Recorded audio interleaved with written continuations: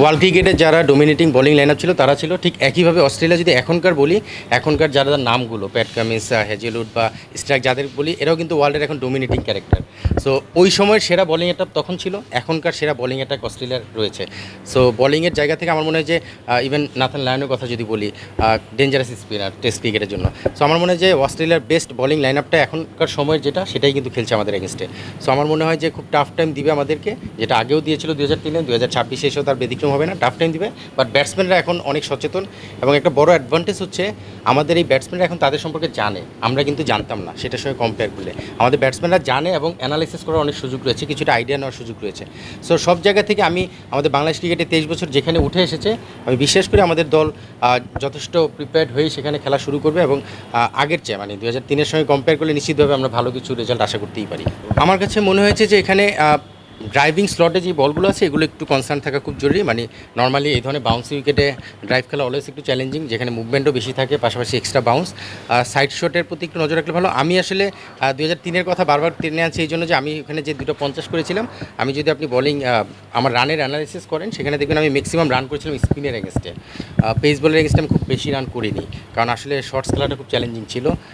So এক্ষেত্রেও কিন্তু হয়তো পেস বলার একসাথে থেকে কন্টিনিউ করবেই, শর্টস খেলা কিছু বল আসবে, বাট শুরুতে আমার মনে হয় যে বল ছাড়ার অভ্যাসটা যার ভালো, সেইখানে সার্ভাইভ করার কাজটা খুব সহজ হবে। বিকজ আমরা ধারণা করছি যেখানে উইকেটে ট্রু বাউন্স থাকবে, এবং ডারউইন আমি 2 বছর আগে টপ এন্ড টি20তে আমরা যখন গিয়েছিলাম, আমি টিমের সঙ্গে ছিলাম সিলেক্টর হিসেবে, তখন আমি দেখেছি এখন উইকেটটা কিন্তু ডিফারেন্ট। সেই 23 বছর আগের উইকেটের সঙ্গে এখন ডারউইনের উইকেটে মিলানো যাবে না, এখন অবশ্যই তার চেয়ে অনেক বেটার উইকেট আমি দেখে এসেছি।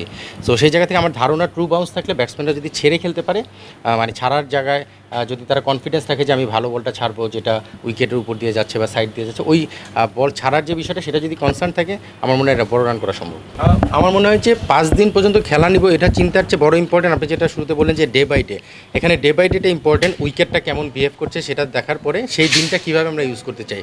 ফর এক্সাম্পল আমরা ধারণা করছি হয়তো খুব বাউন্স হবে, দেখা গেলো ডারউইন উইকেটে একদম ট্রু বাউন্স, যেখানে এক্সট্রা বাউন্সটা নেই, সেখানে হয়তো আমরা নর্মাল শর্টস খেলতে পারি। বাট আমি ছাড়ার যে বিষয়টা এই জন্য বললাম, এখানে এই ওয়ার্ল্ড ক্লাস বলার যারা, তারা কিন্তু লোভনীয় বল করে, মানে একদম মনে হয় যে হাফ বলি বল, যে বলটা আসলে হাফ বলি না, একটু দূরে এবং বলটা একটু এক্সট্রা বাউন্সের সঙ্গে মুভমেন্ট থাকে, সেই জায়গায় বল ছাড়াটা, ওই ড্রাইভিং স্লটের বলটা ছাড়াটা খুব জরুরি।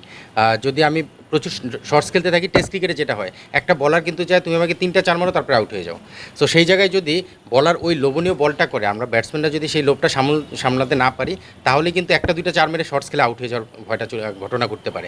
সেই জায়গা থেকে আমাদেরকে রান করার ব্যাপারে কনসার্ন থাকতে হবে যে আমি কোন জোন দিয়ে কোন শট দিয়ে রান করতে চাই।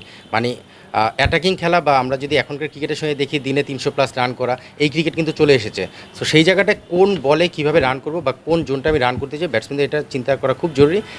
সেই জায়গা থেকে আমার মনে হয় যে ব্যাটসম্যানরা নিশ্চিতভাবে প্ল্যান করছে, এবং উইকেটের অবস্থা বুঝে এবং বলারের স্ট্রেংথ বুঝে সেই জায়গাটার সঙ্গে ম্যাচ আপ করেই আগানো উচিত। একদম ডেড যেটা ক্রিকেট আমরা একসময় খেলতাম যে সারাদিন খেলবো 200 রান করবো, ব্যাপারটা কিন্তু সেরকম নেই। তবে এখানে স্কোরিং বলটা পিক করাটা খুব জরুরি, এবং স্কোরিং শটগুলো 1-2টা শটের মধ্যে থাকা খুব জরুরি। মানে অনেকগুলো শট যদি আমরা মিক্স আপ করে খেলতে চাই, তখনই হয়তো রানটা বড় করার ক্ষেত্রে আমরা পিছিয়ে যেতে পারি এবং আউট হওয়ার ভয়টা চলে আসতে পারে। সো সেই ক্ষেত্রে আমার মনে হয় যে এই জায়গাটায় ব্যাটসম্যানরা যদি একটু কনসার্ন থাকে, তাহলে আমাদের বড় রান করা সম্ভব।